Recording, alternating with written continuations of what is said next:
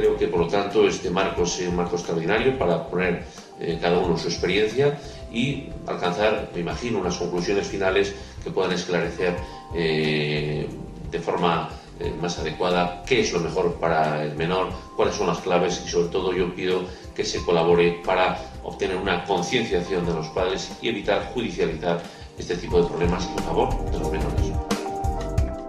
Por lo tanto, estamos hablando de un conflicto, por denominarlo de una manera, que afecta a un gran número de niños, probablemente, y de niñas. Probablemente no haya en el escenario de conflictos, de situaciones delicadas para el desarrollo de la infancia, no haya un fenómeno tan explosivo que afecta a tantos menores cada año. Hay 10 cosas que, si se hacen bien, van a permitir que nuestros hijos y nuestras hijas, cuando les digamos papá y mamá no se quieren y vamos a vivir juntos, en muy breve tiempo van a estar bien.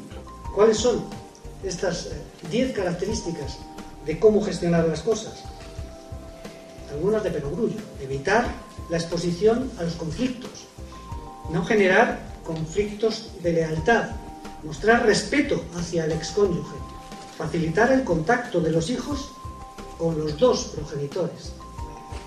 Desempeñar pautas de crianza adecuadas que permitan seguir con el apoyo, con la supervisión, con el control, con la generación de límites que los niños precisan en este tipo de situaciones. No someter a los niños, a las niñas, a más cambios de los que son necesarios y de los razonables.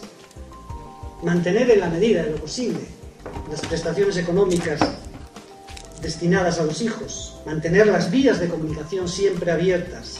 Mantener el apoyo social de la familia extensa. Y sobre todo no sobrecargar con problemas y con responsabilidades que son de adultos a los niños y a las niñas. El Colegio de Psicólogos apoya incondicionalmente los aspectos científicos de este congreso. Entendemos que esto es un espacio en el que se puede decir cualquier cosa. Por aberrante que se considere, creemos que se puede decir cualquier cosa, siempre que lo que se diga correctamente y esté avalado por la experiencia, por trabajos empíricos o por documentación suficientemente acreditada. Lo primero que hacen en España cuando los padres se divorcian es poner el niño a régimen. Pero ¿está gordo el niño?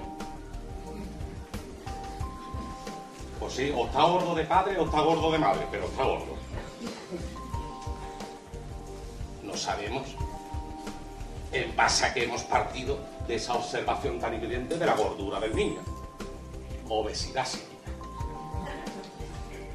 En casi todas las resoluciones judiciales, como no puede ser de otra forma, se hace hincapié en el interés superior del menor, que no es más que citar el artículo 2 de la Ley Orgánica de Protección Jurídica del Menor.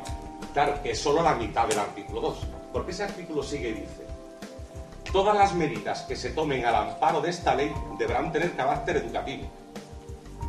Señoría, por favor, ¿me puede explicar el carácter educativo de que usted deje que sea custodia ella que está educando a mi niño en el odio a mí? Primero,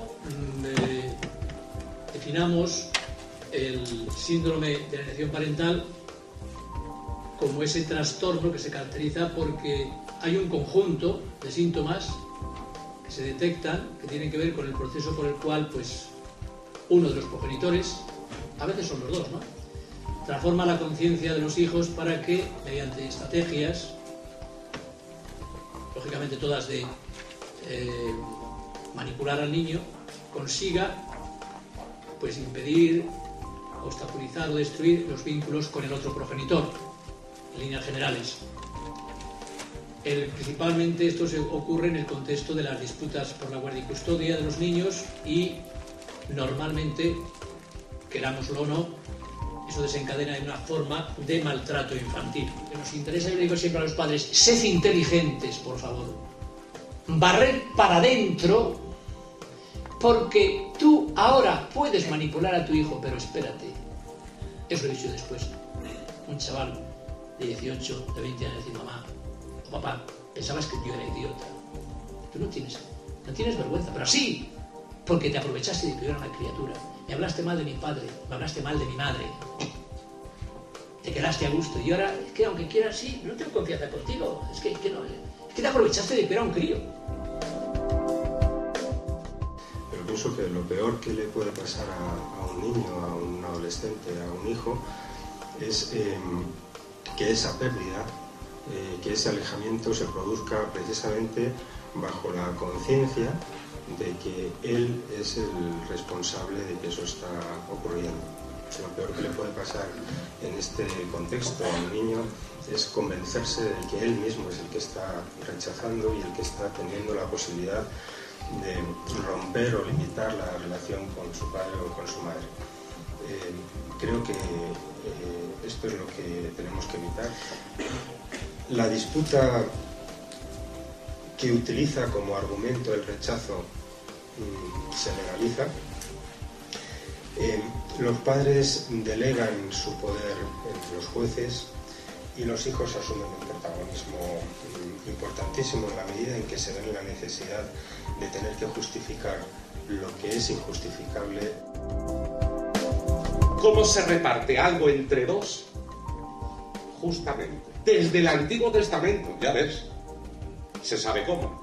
Hay una regla que lo resuelve, se llama divide y escoge. Dice, es que antes no estaban en igualdad, porque si el padre no llevaba más tiempo al cole, que es que le da igual, pues si antes no se educaba bien, se va a educar ahora, hombre. Para negociar, tiene que haber igualdad entre las partes. En exclusiva mundial, el legislador va a regular los pisos de estudiantes. Y la regla es, el primero que tenga un chiquillo se queda con el piso hasta que el niño tenga 30 años.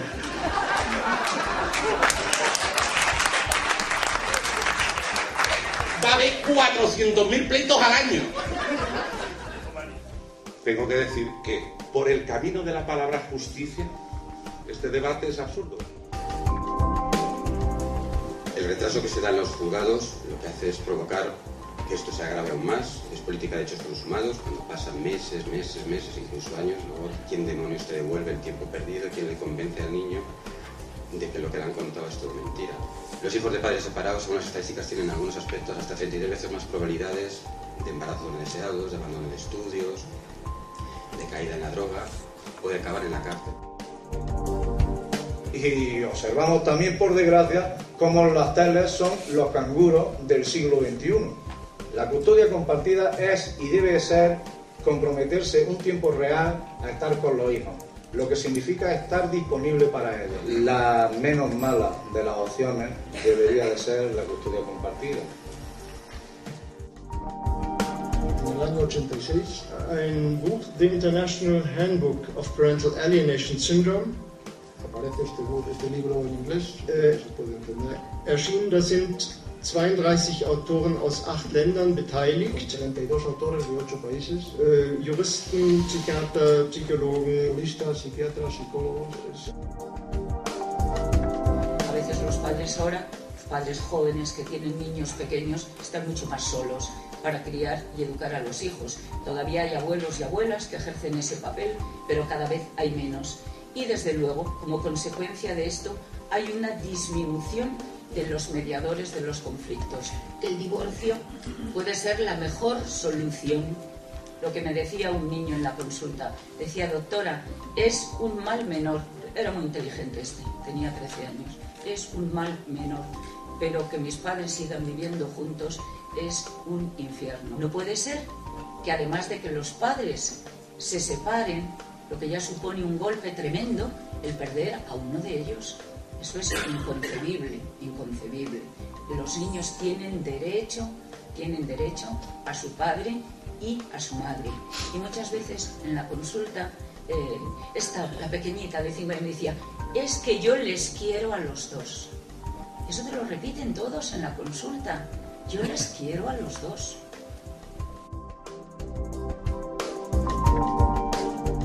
Por la responsabilidad compartida y no repartida. Abogamos por la mediación familiar extrajudicial anterior al proceso judicial y, de esa manera se podría llegar a la custodia compartida y porque las familias o los progenitores pudieran tener un conocimiento de en qué procesos se están involucrando y metiendo y que ellos mismos puedan tomar las decisiones. Denuncias cruzadas. Aquí sé que hay muchos casos donde hay denuncias del padre a la madre, de la madre al padre, de los abuelos a los padres, de los otros abuelos a los padres, incluso de amistades cruzadas, multitud. Entonces, esas situaciones hay que aclararlas, porque a veces son denuncias leves de insultos, o, bueno, si es que consideramos un insulto, pero otras veces son acusaciones muy graves. De forma que hasta que estas no se vayan resolviendo, no se puede tomar una determinación en cuanto a régimen de visitas y custodias. Porque hemos observado que estar mucho tiempo sin medidas provisionales genera violencia. Esto no es una especulación, esto yo podría decir con nombres, apellidos y números de casos que ha generado violencia. Si es que la custodia compartida no es al 50% esto para mí, esto para ti, es cuidar entre los dos, es coparentabilidad y corresponsabilidad. Vamos a seguir criando los dos al niño como lo hacíamos, aunque uno de los dos viva en otro sitio. Un conflicto de lealtades bien resuelto conlleva a un niño que ha aprendido las normas de juego, vamos a llamarlo así, de vivir en dos casas a veces tan diferentes entre sí. Por eso mismo, en la propuesta de intervenciones, cuando nos preguntan tantas veces ¿y cómo se cura la alienación parental? Contacto. No existe terapia para la alienación parental. Si tienen que hacer alguna intervención terapéutica, solo es posible en el enfoque sistémico relacional. Significa que tienen que estar los tres actores.